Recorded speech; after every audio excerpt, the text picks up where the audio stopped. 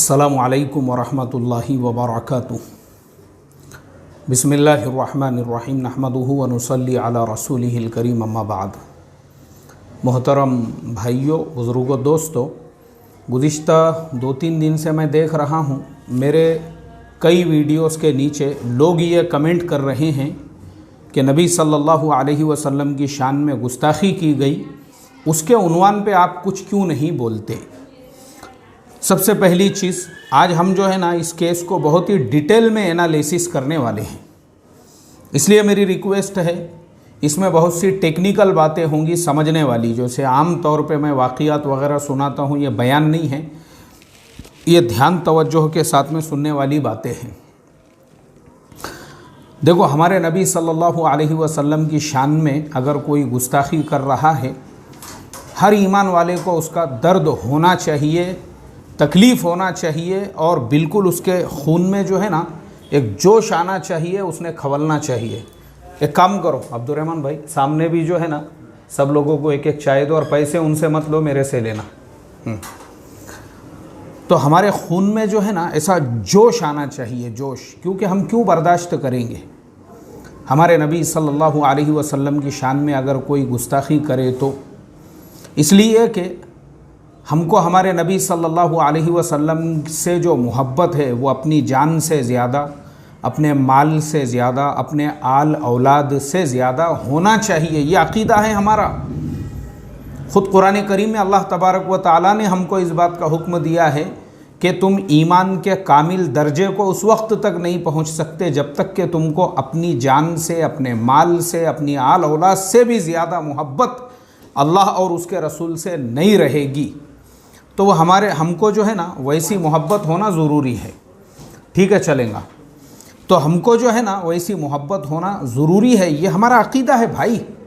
और अल्हम्दुलिल्लाह पर्सनली जहाँ तक मेरा सवाल है, मुझे मेरे प्यारे आका सल्लल्लाहु अलैहि वसल्लम से इतनी मोहब्बत है। अब ये चीज़ें बयानों में बोलने की नहीं रहती, ये अपने पर्सनल अमाल रहते, मगर लोगों को ऐसा लगता यार ये तो दुनियादारी की बातें करते, शेयर मार्केट की बातें करते, पैसे की बातें करते।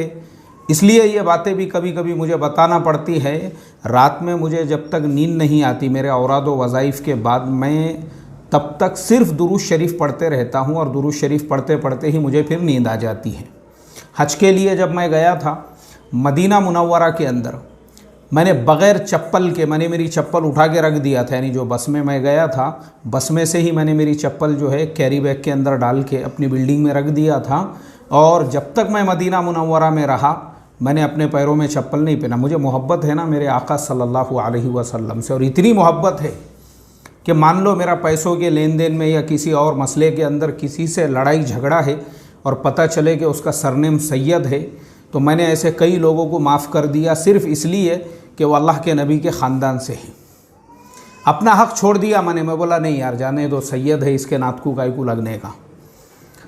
कई लोगों को सिर्फ़ उनका सरनेम सैयद होने की वजह से मैंने मेरे हुकूक़ छोड़ दिया उनके लिए, क्योंकि मैं अल्लाह के नबी के ख़ानदान वालों से इतनी जान तोड़ मोहब्बत भी करता हूँ। तो रहा मसला ये जो मेरे ऊपर लोगों के बहतान थे ना, इसलिए मुझे मजबूरन ये बातें बोलना पड़ी कि तुम तो दुनियादार हो, पैसे की बातें करते हो, शेयर मार्केट और जो है सन फार्मा और रिलायंस इंडस्ट्रीज़ और विप्रो और TCS, इन्फोसिस और जो है BEL और जो है सिप्ला और ये सारी चीज़ों से बाहर की बातें ही नहीं करते, तो मुझे मजबूरन आपको ये सब बातें बोलना पड़ा। अब आते हैं हम इस उन्वान के ऊपर। सबसे पहले हम ये देखेंगे कि ये वाक़ियात क्यों होते हैं और इसके पीछे का फैक्ट्स क्या होता है।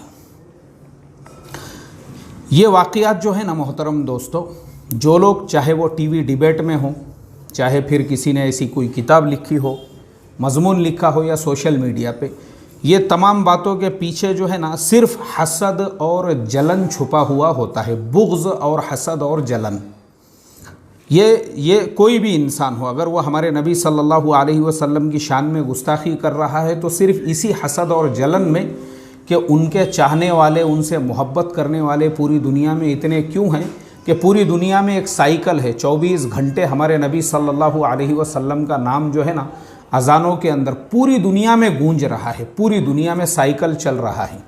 अल्हम्दुलिल्लाह हमारे नबी से मोहब्बत करने वाले पूरी दुनिया में हैं, और सिर्फ़ ऐसी मोहब्बत करने वाले नहीं हैं, बल्कि छोटी छोटी सुन्नतें आप लोगों ने देखे होंगे।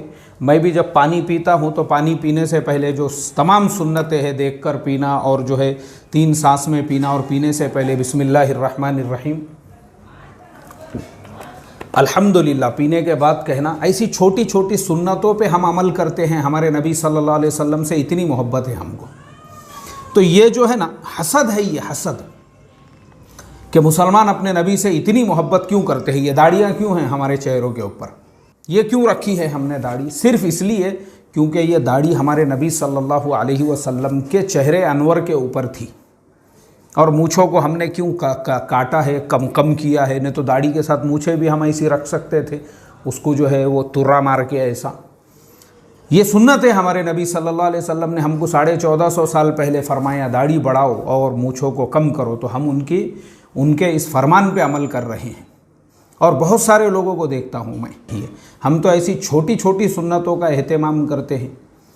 यहाँ तक कि आपने सुने होंगे, मेरे बचपन के ज़माने में मैं सुनता था, हमारे जमात वाले भाई सुनाया करते थे।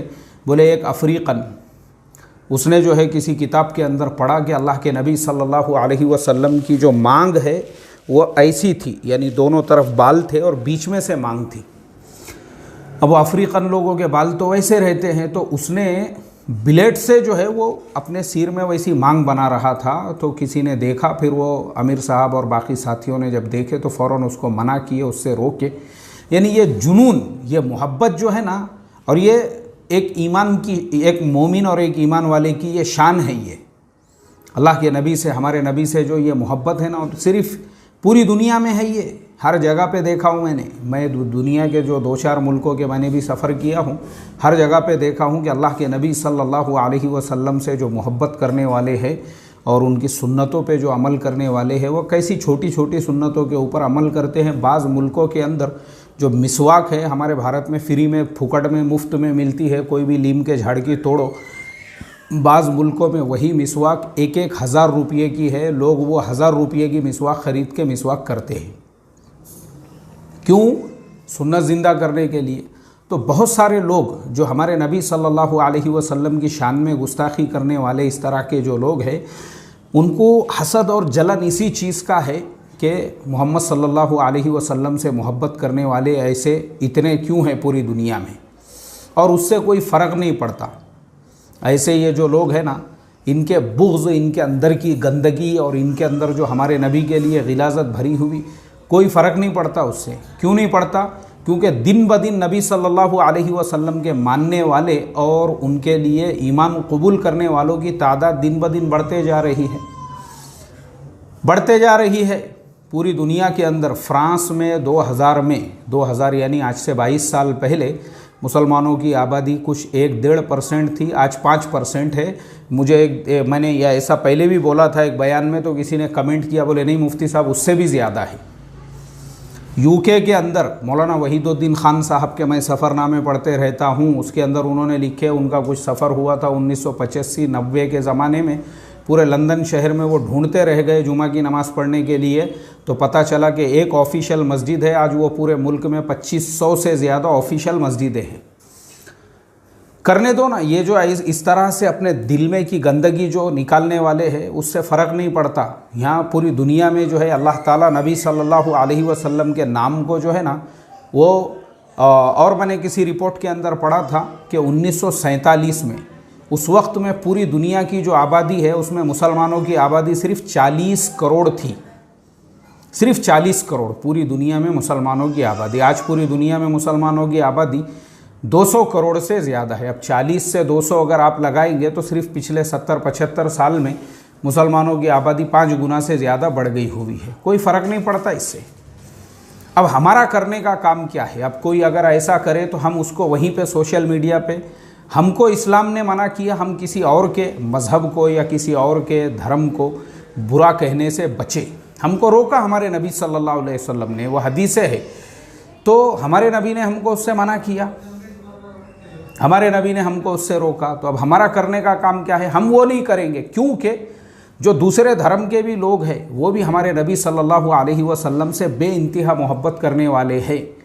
उनमें भी जो है सीरत, अभी आप देखो, जो किताब दी 100 नाम की एक किताब है, जिसे डॉक्टर माइकल एच हार्ट ने लिखा था। उस किताब पर उनको दुनिया का सबसे बड़ा एजाज़ और इनाम मिला था, और दी 100 में उन्होंने पहला नंबर जो दिया था वो हमारे नबी सल्लल्लाहु अलैहि वसल्लम को। हालांकि वो ख़ुद क्रिश्चियन है, वो चाहते तो जीसस क्राइस्ट को पहला दे सकते थे, लेकिन नहीं दिया उन्होंने कहा कि वाकई में भी एक कंप्लीट मैन और एक कामिलुल इंसान अगर कोई थे तो वह हज़रत मोहम्मद सल्लल्लाहु अलैहि वसल्लम, इसलिए मैं उनको पहला नंबर देता हूँ। बिस्मिल्लाहिर्रहमानिर्रहीम।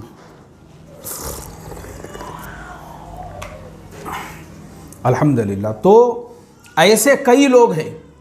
छत्रपति शाहू महाराज, छत्रपति शाहू महाराज जो है वो कोल्हापुर के थे।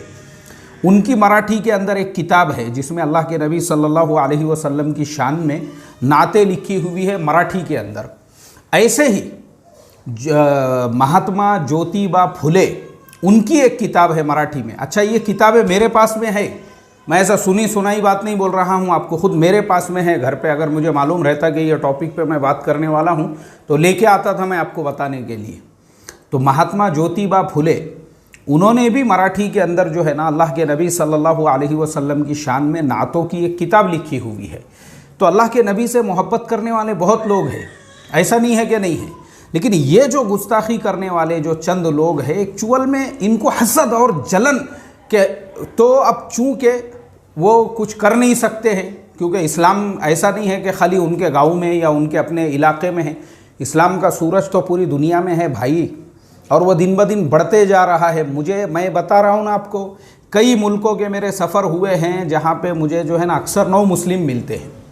वो फ़िलीपींस के बुज़ुर्ग, उनके साथ में मेरा फ़ोटो है, मैंने वीडियो भी डाला था। वो चर्च के जो है ना प्रीस्ट थे, चर्च के जो है पादरी साहब थे, बाज़ाब्ता ऑफिशियल, और उनके जो है 5000 से ज़्यादा मानने वाले लोग थे। लेकिन कुरान का उन्होंने स्टडी किया, मुताला किया, हुजूर सल्लल्लाहु अलैहि वसल्लम की सीरत को पढ़ के वो ख़ुद ईमान में दाखिल हुए। मेरे साथ वीडियो और फ़ोटो है उनका, और उन्होंने बताया मुझे कि फ़िलीपींस के अंदर सबसे तेज़ी से फैलने वाला मज़हब जो है वो इस्लाम है। वो ख़ुद ईमान में दाखिल हुए, और अब क्या कर रहे हैं, वो इस्लाम की दावत लोगों को दे रहे हैं। कितने लोग मैं बताऊँ आपको, मैं जहाँ जाता हूँ ना मेरे को 2-4 तो ऐसे मिलते ही है जो अल्हम्दुलिल्लाह। तो कैसा है इस्लाम जो है ना, इस्लाम की जो हक्कानियत है। अब हमारा करने का काम क्या है, अब ये इस तरह से कोई गुस्ताखी करे तो हम उसको उसकी ज़ुबान में जवाब नहीं देंगे। हम भी सोशल मीडिया पे अगर इस तरह से, क्योंकि ऐसे लोगों का मकसद ही है मुसलमानों को भड़काओ, वरगलाओ, इनको मोर्चे निकालने लगाओ, इनको जुलूस निकालने लगाओ, और बाद में उन्हीं की तरफ से पथराव करो, और फिर मुसलमानों की गिरफ्तारियाँ, जैसा अभी अमरावती के अंदर हुआ, नांदेड़ में हुआ, मालेगांव में हुआ। ये प्लान है ये ऐसे लोगों का। तो हमने भड़कना नहीं चाहिए, हमने अपने जहन को, अपने दिमाग को ठंडा रख के, हमारे पास हर गांव में, हर शहर में, हर बस्ती में जो है ना वकील होना चाहिए मजबूत, और हम अपने ऐसे वकीलों को और हमारी कौम के कुछ ऐसे ज़िम्मेदारों को लेके जाकर कानूनी कार्रवाई कराए, और ऐसे लोगों के अगेंस्ट में कंप्लेन हम लिखवाए, और लिखवाने के बाद में उनके गिरफ्तारी की वहाँ पे मांग करें। लीगली हम इस लड़ाई को लड़ें। हमारे नौजवानों को भड़काने की ये साजिश है ताकि हमारे नौजवान ये सब बातों से भड़क जाए, और फिर वो भी सोशल मीडिया पे दूसरों के मज़हब। आप सोचो हालात को कुछ लोगों ने इतना ज़्यादा यानी सेंसिटिव बनाया हुआ है कि मैंने देखा एक साहब ने जो है फेसबुक पे एक फल की फ़ोटो शेयर किए तो उनको भी गिरफ़्तार कर दिया गया।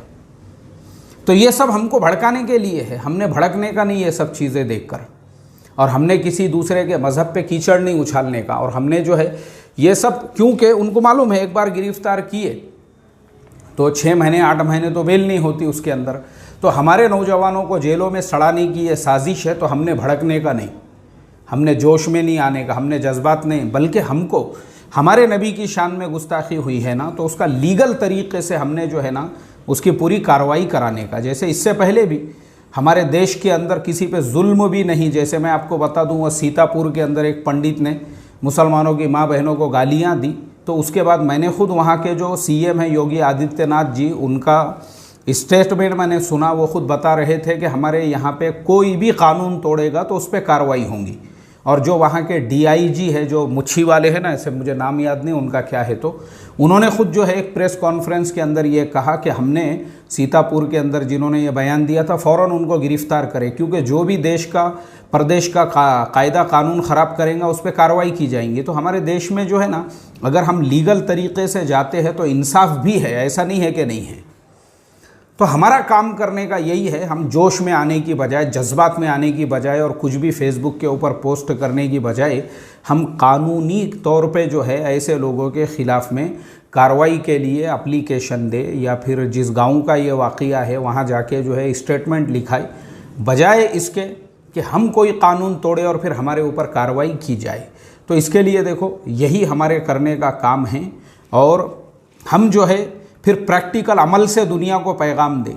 अब हम भी जो है दावा करते हैं कि मैं आशिक़ रसूल है, मैं मुहिब्ब रसूल है, हम हैं ना आशिक़ रसूल, लेकिन हमारे अमल से भी पता चलना चाहिए। जैसे हमारे नबी सल्लल्लाहु अलैहि वसल्लम ने लोगों के साथ अखलाक का, किरदार का, प्यार का, मोहब्बत का मुआमला किया, हम उस रास्ते को इख्तियार करें और उन्हीं के रास्ते को अपनाते हुए उनके मैसेज और पैगाम को दुनिया में आम करें। ठीक है, चलिए, अस्सलामु अलैकुम व रहमतुल्लाहि व बरकातहू।